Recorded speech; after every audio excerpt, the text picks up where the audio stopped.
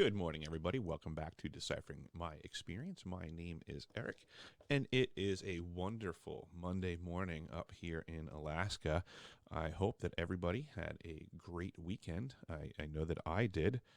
I wound up getting a lot of a lot of good communications over the course of the entirety of last week, as well as some good comms, I guess you would say, through the weekend. Just making lots of great connections.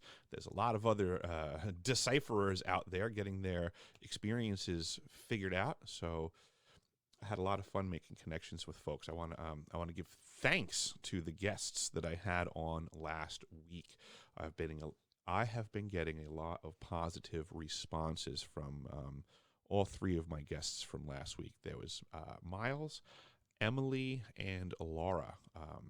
Thank you very much for giving me your time, and I hope if anybody had missed any of the interviews from last week that they go back and take a look at them, because there was absolutely some good conversations to be had and some good sharing, and I hope that other people can come out of the woodwork and realize that you have peers. You're not alone. But then also another cool thing that I came across was some good information from last week about where I grew up on Long Island. And I'm going to address some of this info with you folks. So let me get ourselves, we'll just get set up over here, and we'll do a switcheroo over to the next screen. And it'll be a beautiful thing. So we got that there. Okay. So, ta-da. This was an article that I had found when I was searching for Montauk stuff, believe it or not. And this little rare piece of information shot up on my screen, and I had never seen anything quite like this before. So here we go. The Long Island Aviation Country Club in Hicksville, New York.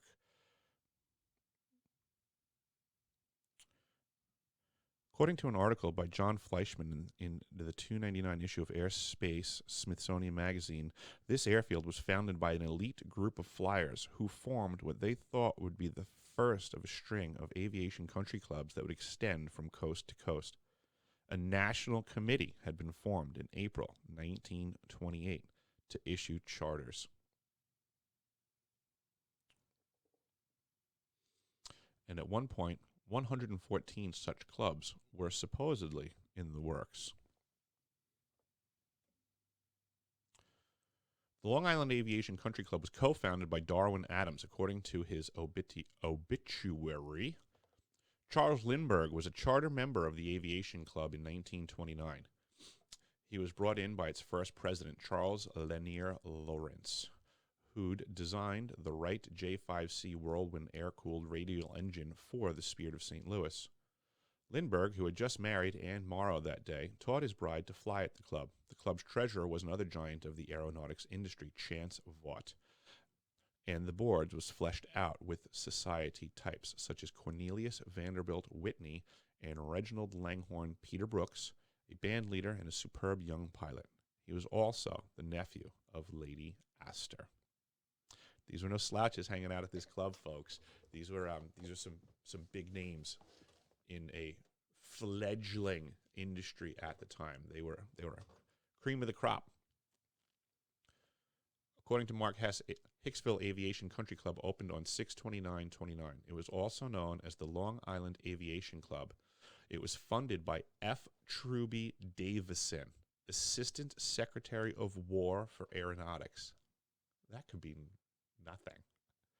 The earliest photo of which it has been located of Long Island Aviation Country Club was a 6/29/29 photo of a Tat Ford trimotor visiting on its opening day. An article entitled Aviation Country Club on Long Island is dedicated appeared in the 7/6/29 issue of Air Transportation. It said, Hicksville, a flying country club formed under the nation plan of the Aviation Country Clubs Incorporated, opened at this city on June 31st and will be known as the Long Island Aviation Country Club. in 1929, opening of the Aviation Country Club turned out to be very fortunate timing. I'm sorry, to be very unfortunate timing, as the stock market crashed 4 months later. You can look right here on the map, folks. We got Roslyn right here. That's an area that I watch regularly. And here we have the Hicksville train station. And this area here, according to this map, the scale's terrible, but that's where they're showing the airfield. We'll get some better shots. There's plenty of them here. The Sportsman pilot wrote in 1929. This is good stuff. I like this part.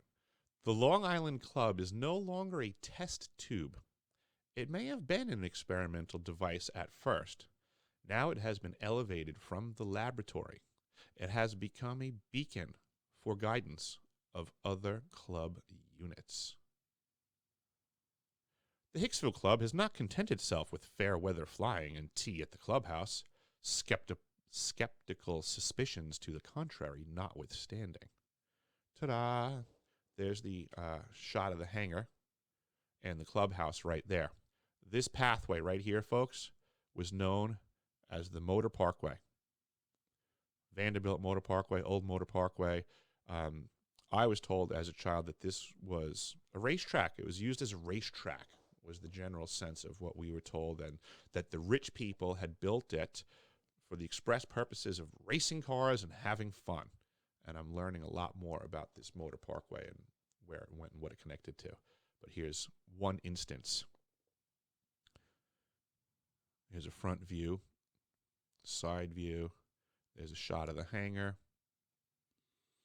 According to an article in the 2/14/30 Long Islander newspaper, the club obtained the use of approximately 200 acres of land for a flying field. The field lies between Woodbury Road and the Long Island Railroad, blah, blah, blah. Flight instructions. So now, one of the things that I've always thought that I found interesting is the, here's a map. So here's that, I said earlier, the Motor Parkway. Here's that road. Here's Jerusalem Avenue crosses over the Motor Parkway. You'll see in one of the other pictures, you'll actually see this overpass. But one of my thoughts, folks, and I know a lot of other people share this belief, is that it was a nuclear event during World War II that got us on the radar of, let's say, alien, off-world species, in-world species, definitely not the standard surface dwellers. And I can't really argue that. I do imagine that type of activity was going on, that it would certainly draw the attention of others that are familiar with those types of technologies. But with that being said, I also believe that that wasn't the only time that contact could or would have been made. There was contact before. We didn't just think of aliens. Aliens have been around for a while, and it's my belief that we can pay more attention in history to points of contact that would have been made and where these places would be. And I'm really starting to consider that our early pilots certainly would have been in the crossfire for crossing paths with unidentified flying objects. I mean, flying objects and flying objects, birds of a feather, right? Here again, we see an overview. Here's the Aviation Country Club as depicted on this map. Hicksville, Roslyn. This area right up in here is the Brookvilles, where a lot of the Central Intelligence directors lived up in this area and worked in Roslyn. So you can see that this would have been, at the time, this was all potato fields, folks, when this airport went in. So there was nothing. I mean, Hicksville was a train station, but south of it, it was all potato fields. I mean, look, you can see on the north end of this track that still looks like they were still farming it. So this here is Jerusalem Avenue, and this here is Old Motor Parkway. Here's the structures. Pay attention to this building here, because I question a lot what was going on there and what goes on in the future, because time seems to continue things. But this location would have been in the middle of nowhere, flat ground, great for flying. Some of the most impressive pilots some of the most impressive planes.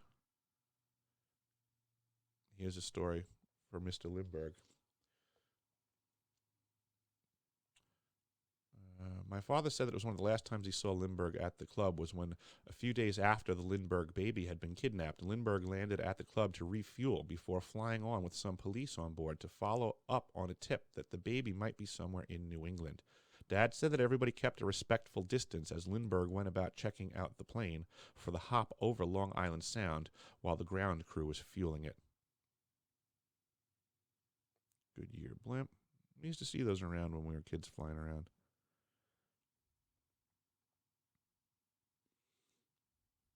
Gillies Aviation. Here's a nice aerial shot.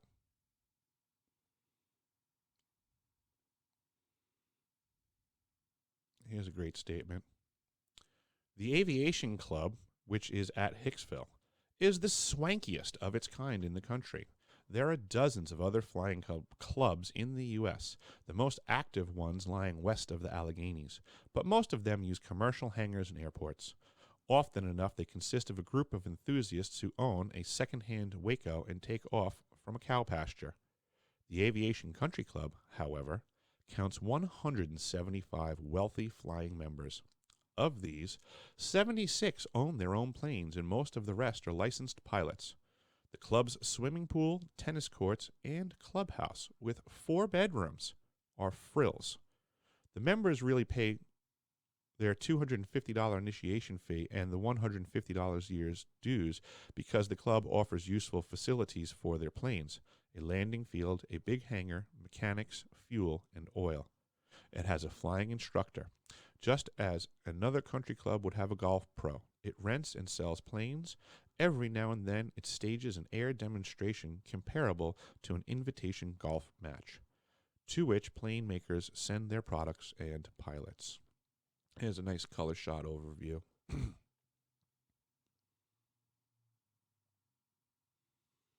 It's funny to me that right near where I live right now is the largest, like, sea base, or not sea base, but float plane base for flying. So apparently I grew up in a place that had rich aviation history, and now I'm back to it, and I didn't even know it.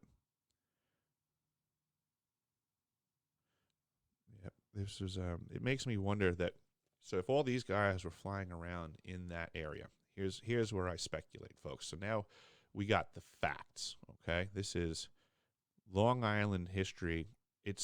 They call it the cradle of aviation. I mean, it was really the birthplace of flight and a lot of stuff going on. Grumman was also just on the other side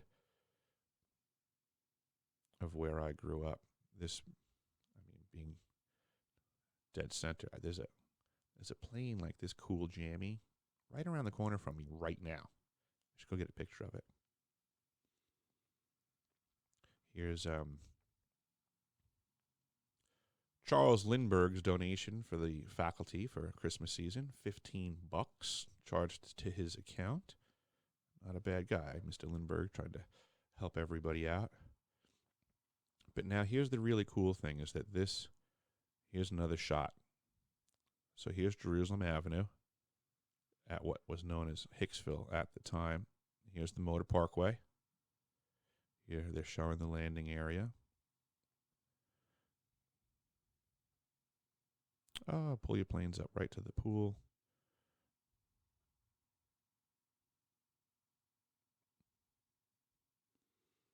The maps are getting newer and better scale.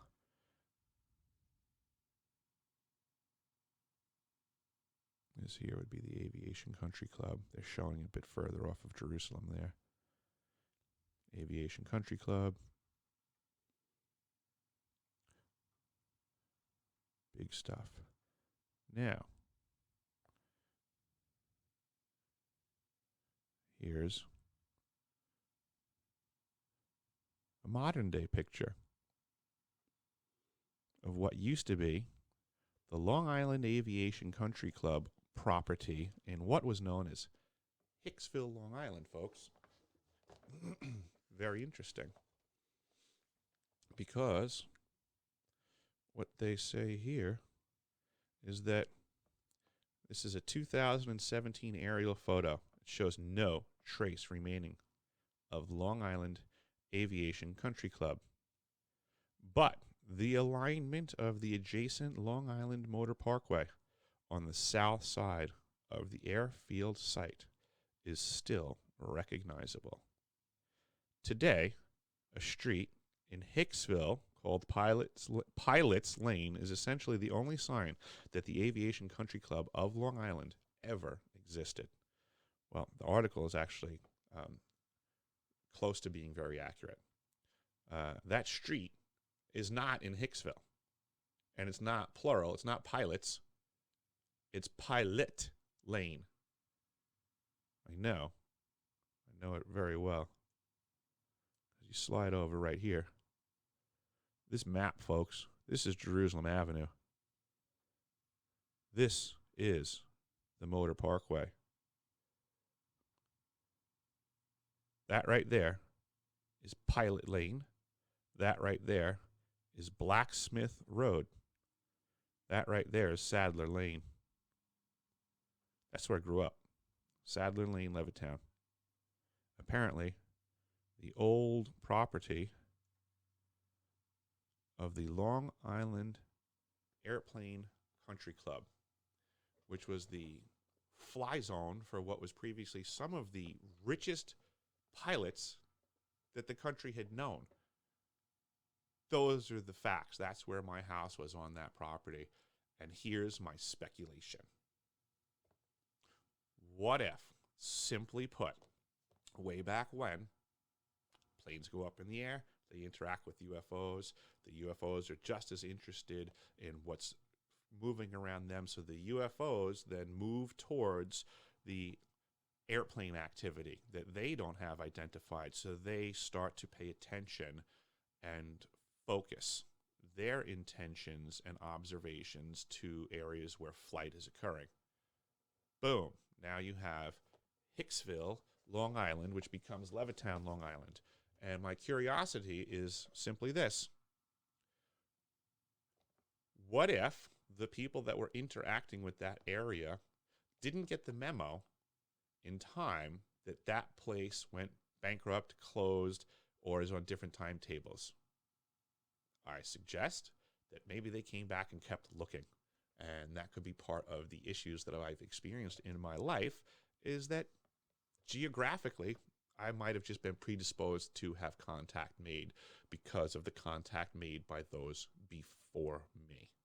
Just that simple. I'm putting it out there. This is what I found about the community that I grew up in. It is what it is. That's the history of the neighborhood where I come from. These are the experiences that I am trying to connect and make sense of.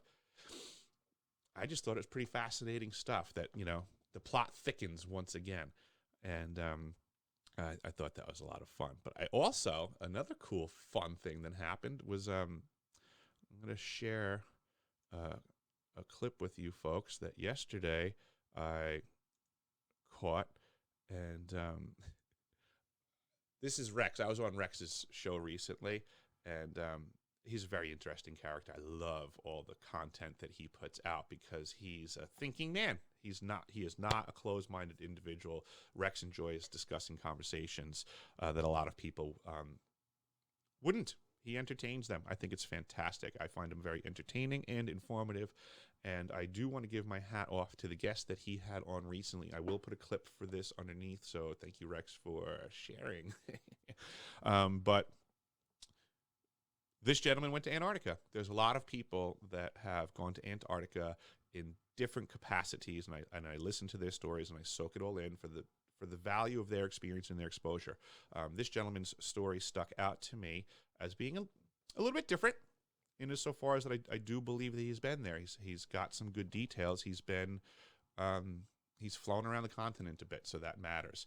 And I like to help support folks in the Antarctic conversation, especially when I do get a feeling that they have actually been there. 1 month has some value. I know there's a lot of people that say that they go there and they visit and they go around by boat, or they They get landed on shore in a very approved and controlled method, and they are given speeches, and then they're sent away. And did they visit Antarctica? Absolutely, they did, but in a very controlled way. So this guy's story I thought was very cool. Overall, so take a look at the video, take a look at Rex's work. This is part 2 of this guy's video. It's really cool. But, I mean, obviously, you'll see why I found this clip cool. So take a look. I really want to visit. Not many people have been there. I recently had a guest on the show that was a plumber out there.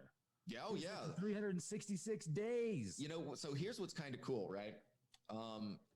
If you are like a tradesman in the United States and you're in a group with a scientist, like the scientist is sort of going to be given more respect than the tradesman. It's just the way our society's built. I mean, I don't personally believe that, but it's just the way it is.